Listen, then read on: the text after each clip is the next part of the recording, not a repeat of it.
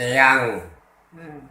Keang itu ketoprak wayang. Hi, I'm Dini. Welcome to my channel. Jadi ketoprak wayang. Jadi gelarannya itu ketoprak, ceriteranya cerita wayang, dan yang melakukan itu juga seperti wayang. Lebih-lebih sekarang tari sudah lebih maju lagi, bisa dimasukkan di situ, jadi sudah persis wayang. Seperti kalau di Banyuwangi ya, ada itu pertunjukan ciri khas Banyuwangi itu janger. Janger. Nah, itu ketoprak tapi pakai nari, pakai dialog juga. Apa itu bisa disebut ketoprak beksan gitu? Kalau beksan itu Ya sendiri... itu saya mengambil nama itu ketoprak beksan. Soalnya ketoprak yang tadinya tidak banyak tarinya, bahkan tadinya tidak pakai menari, cuman berjalan biasa, dan pakaiannya pun pakaian biasa. Sekarang sudah pakaiannya sudah dimajukan dengan zamannya, disesuaikan dengan zamannya. Kemudian tariannya sudah banyak tarian yang maju dan banyak tarian yang lebih baik dari yang adanya dulu. Sekarang pakai itu, pakai tarian. Jadi pakai tariannya sama aja, cuman bedanya semua antara wayang, ketoprak yang nari di panggung itu beda dengan tari yang dari kreasi gitu. Dari sekolah, maksudnya baku tarinya. Sebab kalau di pagelaran wayang itu masih harus menceritakan, dalam cerita itu masih ada unggah-ungguh, Sopan santun. sopan santun gitu. Jadi seperti misalnya kalau di tarian itu Gatotkaca atau apa itu, kalau angkat kaki itu tinggi, lebih gagah gitu. Tapi kalau dalam gelaran wayang orang itu suka adegannya itu ada yang duduk, dan yang duduk itu lebih tua. Misalnya Arjuna itu duduk di situ, Gatotkaca di sebelahnya. Gatotkaca berdiri menari untuk pergi. Itu biasanya sabetannya itu mesti dikurangi, jadi cuma singkat saja gitu. Oh iya gitu. Jadi tidak diangkat kakinya gitu ya, di atas kepalanya Arjuna yang lebih tua itu mesti ditata. Jadi masih menempatkan sopan santun. Sebab itu yang dibutuhkan kan juga dilihat orang. Ya. Jadi tidak dilihat tarinya sendiri, tidak dilihat ceritanya sendiri, tapi jadi satu. Oke, sekarang kita lihat yang kita tahu itu Pak Aris Mukadi itu sebagai sutradara di Ketoprak Humor dan Ketoprak Tokoh dulu itu, ya kan Pak ya. Nah, dalam packaging itu menurut Bapak itu apakah pakeman ketoprak di Ketoprak Humor itu kan kebanyakan lebih ke bercanda-bercanda ya Pak ya, karena yang main pelawak-pelawak dan humor lah kan. Nah, itu untuk di pakeman untuk ketoprak yang sebenarnya itu apakah hilang atau memang bisa begitu atau itu sudah beda ketoprak lagi? Nah itu ya termasuk satu perkembangan ya. Jadi kalau ketoprak humor yang dikatakan itu tadi seperti ketoprak tokoh apa itu pagelarannya ya ketoprak.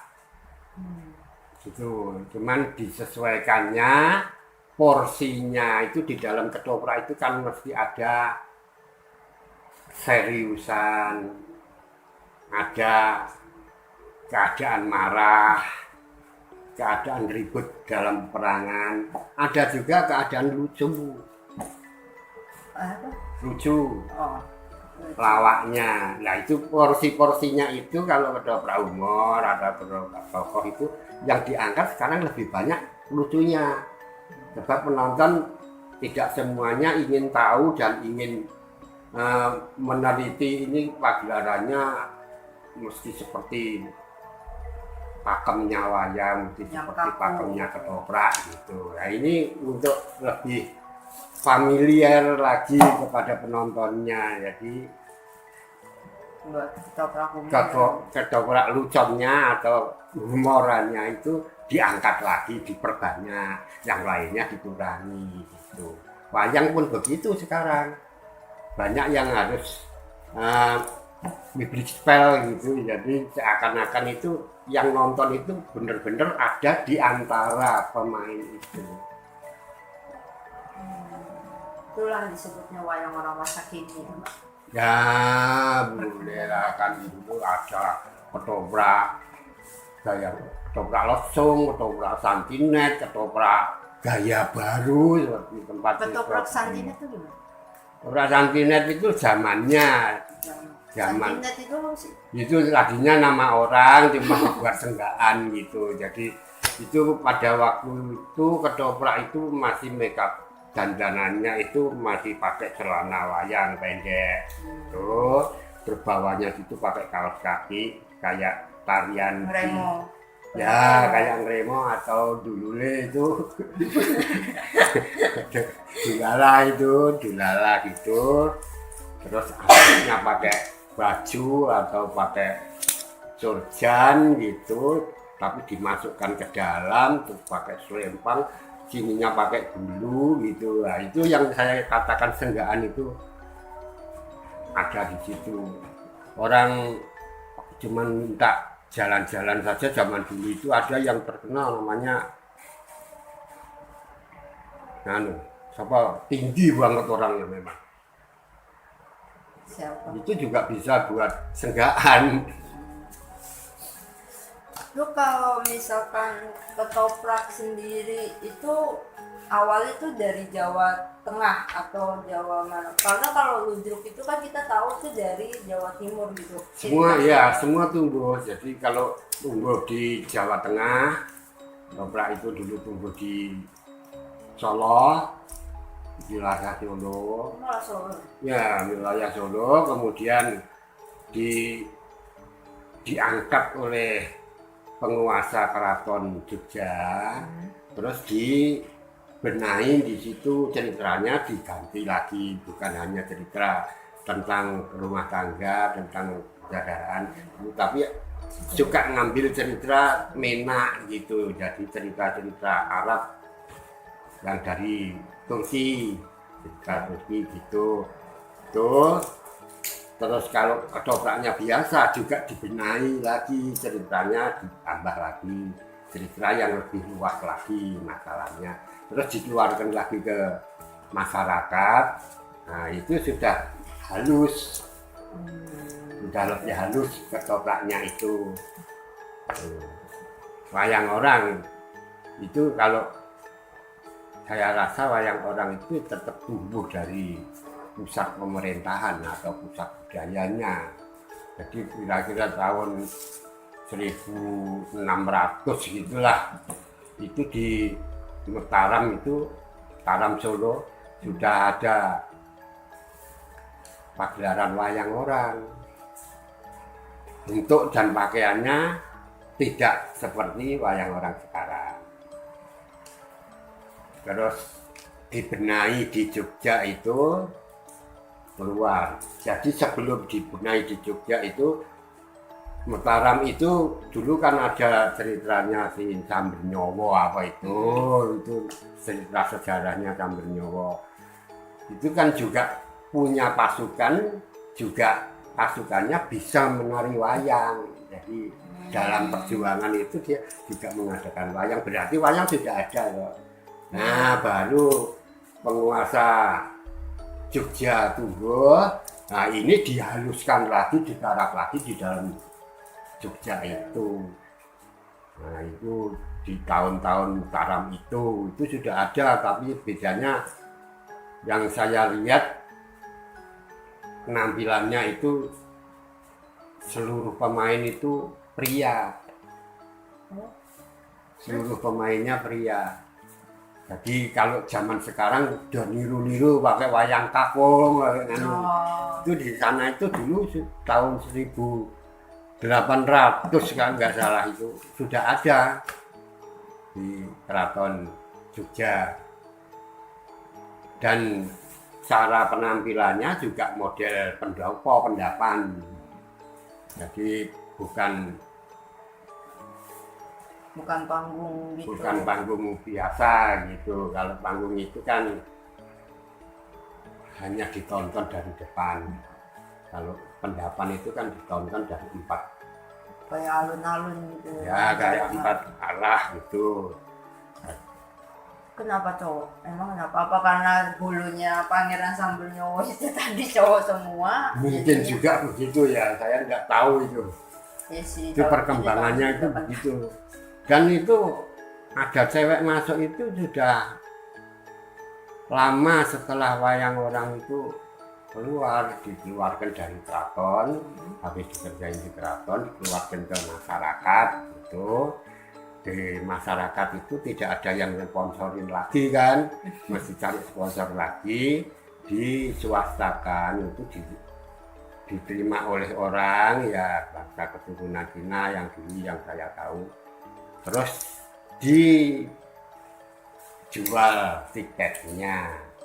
Nah tiketnya itu untuk ngurusi wayangnya, juga ngurusi pemain wayangnya. Maka dari itu banyak dulu orang yang masuk ke situ karena ya agar mendapat upah dari penjualan tiket itu. Itu yang kami maksud pekerja seni. Tuh. yang disebut pekerja Kalau seni. pelaku seni itu tidak menggantungkan kesejahteraannya dari hasil keseniannya itu. Jadi di samping hasil kesenian itu masih ada hasil dari luar, misalnya wayang PNS gitulah, orang-orang yang tadinya PNS apa tadinya anak-anak lurah atau apa gitu, itu kan sudah ada pemasukan mendapat income dari sana, terus main wayang. Nah itu yang kami maksud pelaku seni. Kalau yang pekerja seni itu ya beruh, jadi main wayang untuk mendapat bayaran. Nah itu sekarang sih nggak banyak, sekarang tinggal sedikit yang itu ya termasuk saya. Berarti secara tidak langsung pekerja seni itu sangat membutuhkan yang namanya audiens ya, maksudnya penonton gitu. Iya, ya jelas itu namanya untuk mengembangkan atau menyebar luaskan sesuatu itu mesti butuh penonton. Penonton langsung maksudnya apa? Iya, mesti butuh penonton. Kalau dulu kita mesti berusaha baik, berusaha dilestarikan kesenian itu karena sebagai pekerja seni itu tadi kan kalau itu nggak lestari, kesejahteraannya nggak lestari juga kan. Nah, maka itu berusaha supaya lebih baik agar didatangi penonton, lebih banyak penontonnya, lebih banyak yang beli tiket, bisa untuk tambah kesejahteraan pemainnya. Loh, kalau sekarang kan enggak. Sekarang tontonannya itu datang kepada penonton. Iya, Yang pakai betul. streaming itu kan sekarang tontonannya itu datang kepada penonton, jadi nggak usah penontonnya datang ke gedung nonton bayar. Sekarang malah di rumah aja nggak usah bayar, udah tinggal buka YouTube itu. Sekarang penontonnya sudah datang, jadi jelek atau baik itu udah ada penontonnya. Sekarang ringannya gitu. Tapi kalau menurut secara marketing ya, untuk promosi itu kan malah jauh lebih bagus tuh lewat streaming gitu kan, maksudnya itu bisa menjangkau dari kemana saja. Tapi kalau untuk pemainnya sendiri tuh enak gak sih nonton pentas tapi itu nggak ada yang nonton gitu loh. Ya itu kan pinjem lahannya orang. Streaming apa itu kan pinjem lahan, pinjem panggungnya orang. Jadi tidak di panggung kita sendiri gitu loh, panggungnya wayang sendiri, panggungnya ketoprak sendiri, panggungnya ludruk sendiri, panggungnya lenong sendiri, bukan itu. Tapi pinjem panggungnya YouTube itu, sedangkan pinjem di situ, mesti YouTube itu ada aturannya, durasinya mesti berapa gitu. Dan lain itu sudah berbicara antara seni dengan bisnisnya. Padahal seni aja nggak bisa digabung-gabungin gitu, kayak contohnya aja misalnya di YouTube kalau kita buat pentas itu banget tuh 2 jam gitu. Nah Ya. itu secara di YouTube nggak mungkin kita taruh 2 jam kan orang Ya. juga nontonnya kuotanya banyak. Maka dari itu saya Iya. katakan bahwa panggungnya itu kita pinjam Pinjem. panggungnya YouTube itu kita mesti pakai aturannya itu. Itu jadinya kepotong-potongnya itu kalau misalkan Nah langsung itu diatur motongnya, jangan terlalu banyak dibuang barang yang penting. Misalnya dalam pagelaran itu menunjukkan tingkatan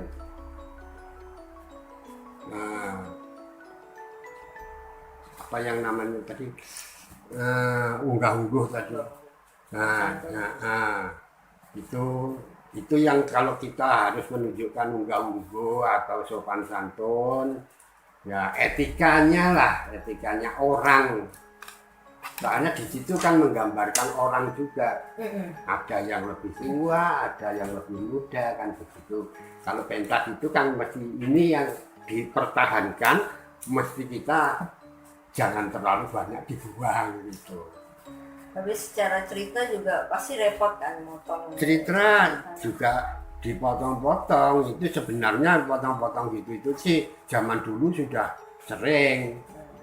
Soalnya dulu itu ketoprak atau wayang itu kalau lebaran gitu main sampai 3 kali, main malam 3 kali. Nah itu satu ceritanya jadi potong-potong gitu, jadi 3 ya sama aja kan sekarang ini dipotong-potong jadi di YouTube jadi 3 episode.